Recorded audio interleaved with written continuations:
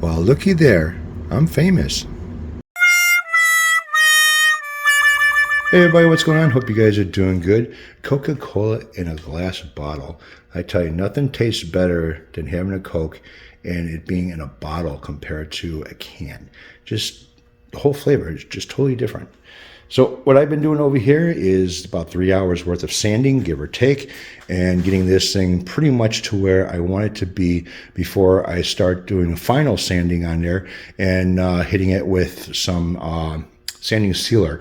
Now, even though I'm going to put a veneer on the top of this, I'm still going to seal up around the edges and the back. I can always sand the sanding sealer off the top. So I'm using 320 grit or 220 grit sandpaper on this, and then I'll be switching over to 320 and for my final. And I'm using Mr. Durablock over here to do all my flat sanding. And then I just take some of these sandpaper drums that go on my oscillating drum sander and get into like around this edges over here, make them nice, smooth, not wavy. And anything else that has a curve to it, I use that. So the headstock on this thing here is now at a 14 millimeter.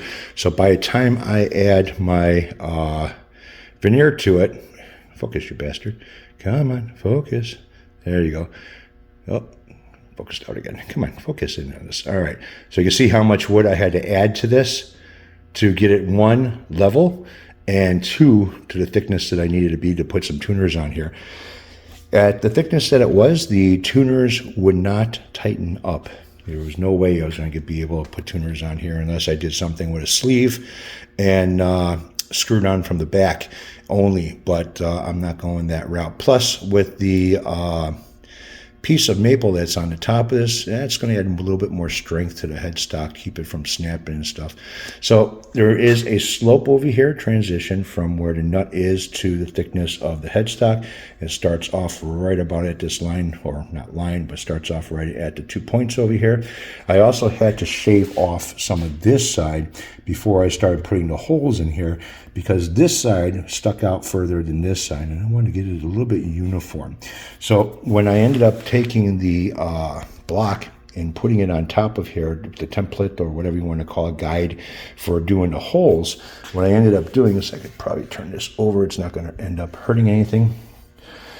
So when I put the block on here, and I ended up doing this side, measuring it, I think there was 3/16 on this side that the block had an overhang, and 3/16 on this side that the block had an overhang. So by the time I traced the block of where I wanted it, there was a X right in the center of this after doing that. So if I didn't left it alone, that X would be more off to this side, that'll cross, than this side. So that worked out really good. Keeping this nice and sharp over here.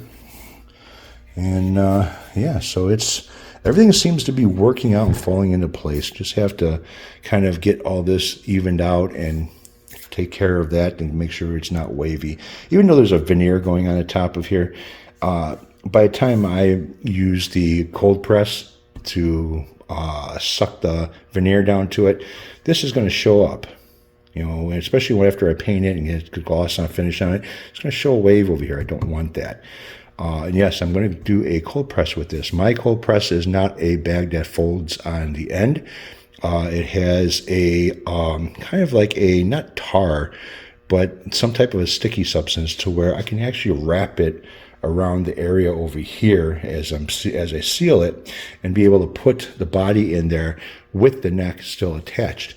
And I'll be able to sit there and suck it down to where all this area over here gets glued, no problem. I can also do that with the headstock too. So all the sanding, as far as how the edges are and everything else, still have a nice crisp line where the top is. Sides are still rounded off. I took my one of my bits for my router, and I've got an actual routing bit that fits this.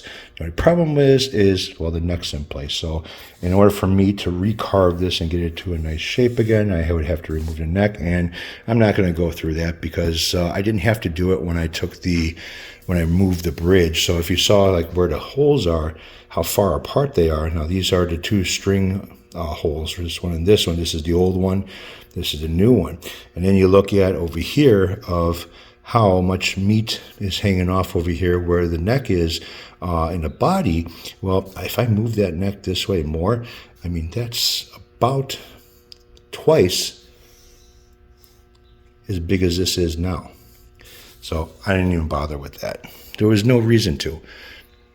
So that's my story. I'm sticking to it. It's getting there. And once this wood filler dries, I will be sanding again, and then doing some seal coating on this, and then start doing some veneering.